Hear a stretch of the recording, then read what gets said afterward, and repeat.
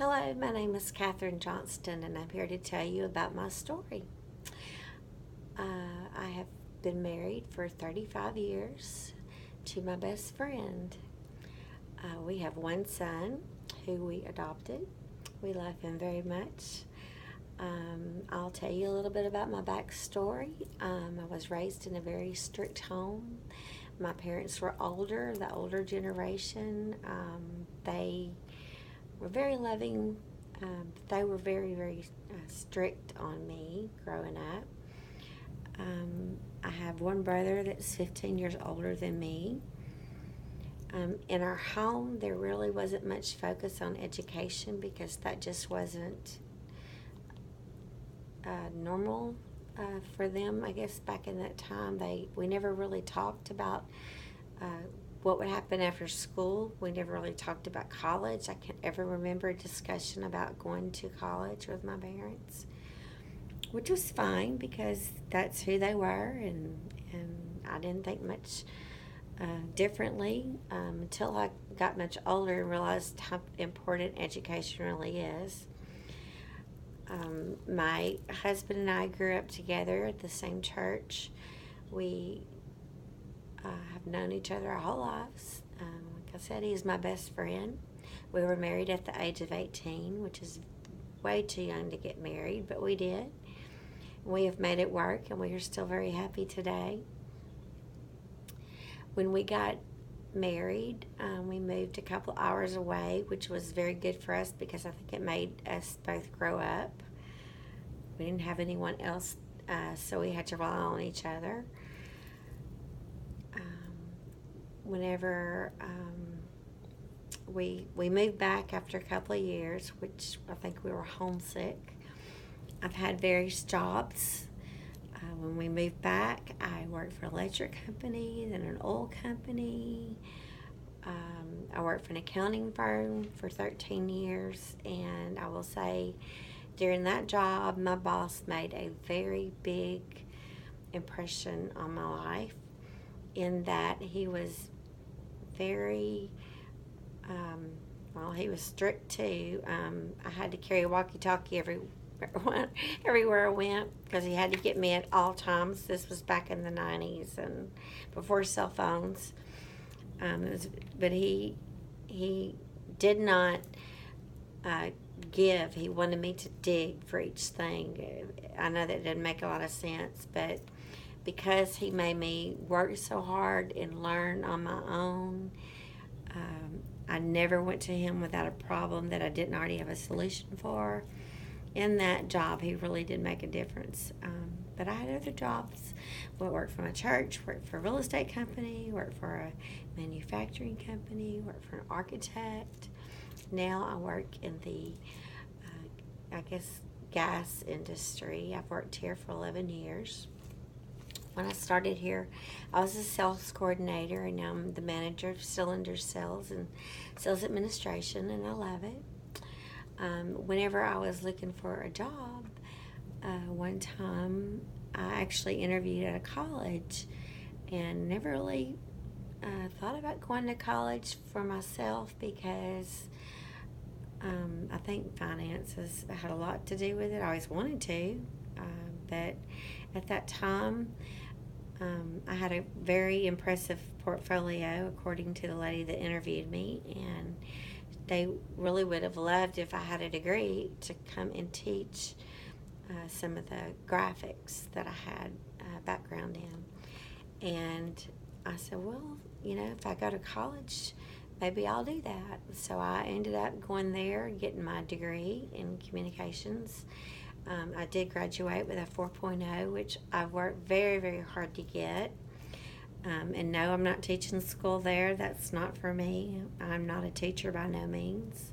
I do not even like doing this video.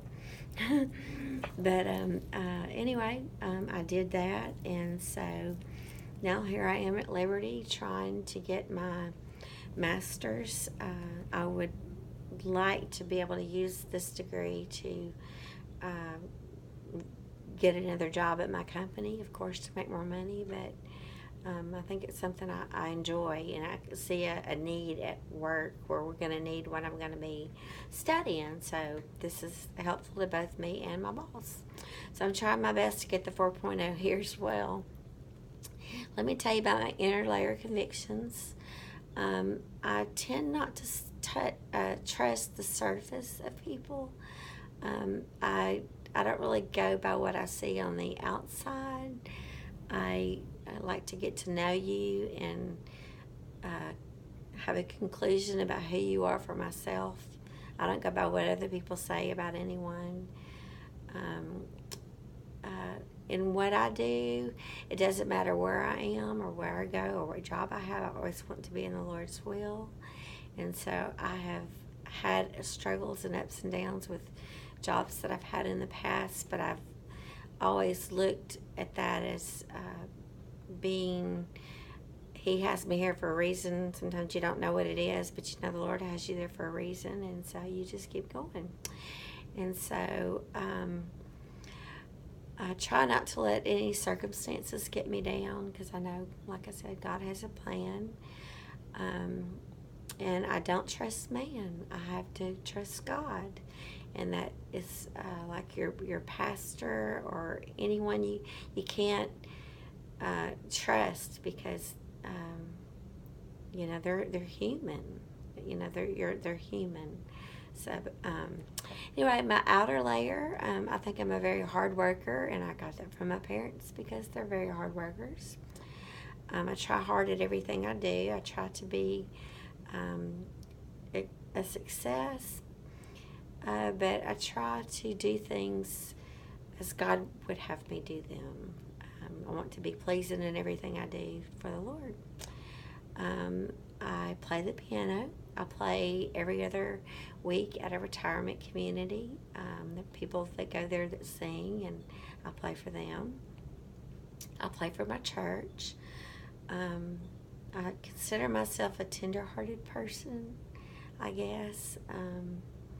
Anyway, my giftings, like I said, is the piano. I feel like I'm organized. I don't really know. I like to read. I don't know any other giftings that I have. But my inner layer convictions is, let's see, my obstacles. I'm on my obstacles. Okay, my obstacles is I failed typing in school. I made an F in my, I couldn't type at all. My husband typed all of my papers in school because I couldn't type.